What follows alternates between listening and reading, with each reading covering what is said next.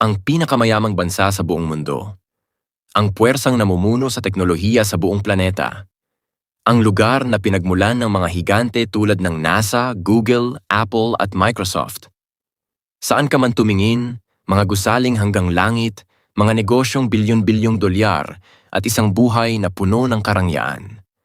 Sa mata ng mundo, ang Amerika ay kasing kahulugan ng tagumpay. Hanggang ngayon, milyon-milyong tao ang nangangarap na kapag nakarating sila roon, magbabago na ang kanilang buhay. Subalit, sa likod ng mga nagniningning na lungsod, may nakatagong kakilakilabot na katotohanan na hindi ipinapakita ng telebisyon.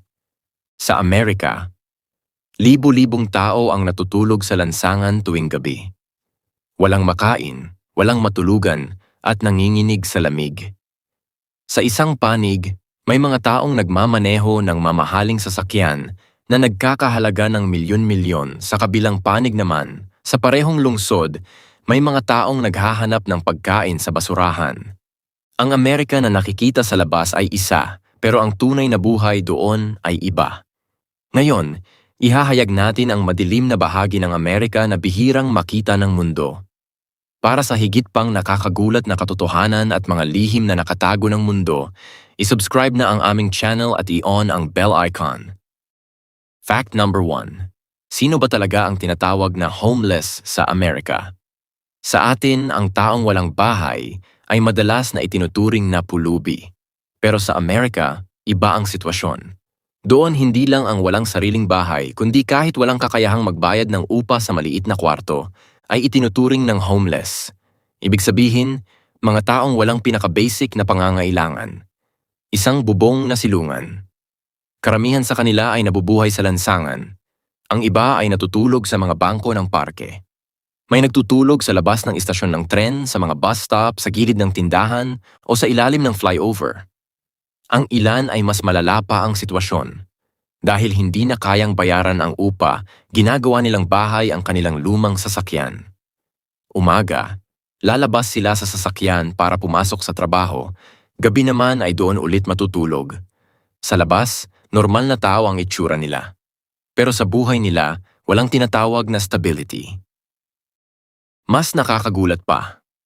Sa bansang itinuturing na pinakamakapangyarihan sa mundo, libu-libong tao ang nahuhulog sa lansangan bawat taon. Pagkawala ng trabaho, sobrang mahal na upa, mataas na gastos sa gamot, problema sa pag-iisip, adeksyon sa droga, away sa pamilya, anuman ang dahilan. Sa huli, marami ang napupunta sa iisang lugar, ang lansangan. Ayon sa opisyal na datos ng gobyerno, noong 2024, mahigit 600,000 katao sa buong Amerika ang walang tahanan. Ngunit ayon sa mga eksperto, mas mataas pa raw ang aktwal na bilang. Pinakamatindi ito sa malalaking lungsod tulad ng California, New York, Los Angeles at San Francisco. Dahilan? Napakamahal ng upa sa mga bahay doon, higit pa sa kayang isipin ng ordinaryong tao. Kahit maliit na kwarto lang, libo-libong dolyar kada buwan. Kahit may sweldo, halos lahat ay napupunta sa upa. Kapag nawalan ng trabaho, sa loob lang ng ilang linggo, marami nang napupunta sa lansangan. Ito ang isa sa pinakamalalang sosyal na krisis na kinakaharap ng Amerika ngayon. Fact number 2. Paano ang araw-araw na buhay nila? Tayo, paggising sa umaga sa ating bahay, nagsisimula ng mahinahon. Pero sila, paggising, unang iniisip ay ang hanapin ang makakain. Pupunta sila sa mga organisasyon na nagbibigay ng libreng pagkain. Minsan 1 o 2 beses lang sa isang araw. Wala namang kasiguraduhan na araw-araw ito ay available. Kapag sobrang gutom na, kakainin na nila ang mga tira-tirang pagkain sa basurahan. Para sa pagligo at pagtulong sa sarili, walang sariling banyo. Ginagamit nila ang pampublikong CR, mga palikuran sa istasyon, o anumang gripo na makikita. Dahil walang pera, minsan ilang araw silang hindi nakakapaghugas ng mukha.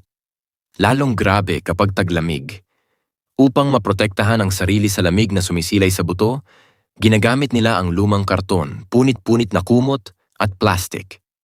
Nagtitinding sila ng maliit na apoy sa tabi ng kalsada at nanginginig buong gabi. Bawat taon, marami sa kanila ang namamatay dahil hindi na kaya ang lamig. Isang mapait na katotohanan na hindi maitatanggi. Fact number 3. Bakit nahuhulog ang mga tao sa ganitong antas? Marami ang nag-iisip na ang mga natutulog sa lansangan ay tamad at ayaw magtrabaho. Pero wala namang katotohanan iyan. Maraming dahilan kung bakit sila napupunta roon. Unang dahilan, sobrang taas ng upa.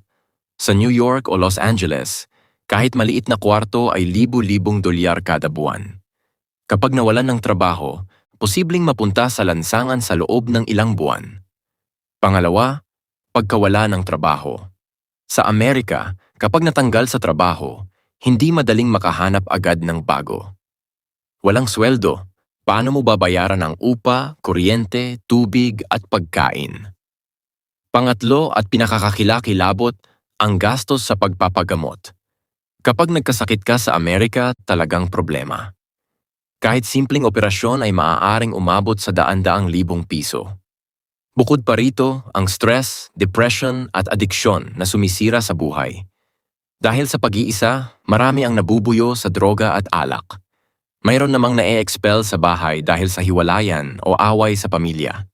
Minsan, isa lang na aksidente o malubhang sakit ang kailangan para baliktarin ang buhay ng isang taong dating iginagalang.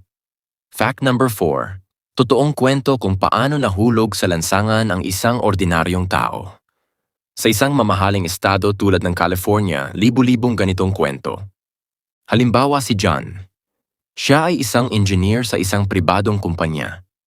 May magandang sweldo kada buwan, magandang apartment, at masaya ang buhay.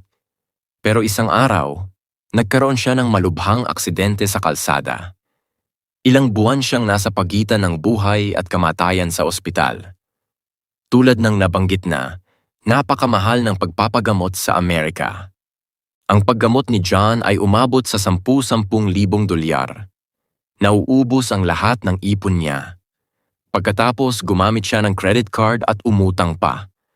Nang magaling na siya at lumabas sa ospital, huli na ang lahat.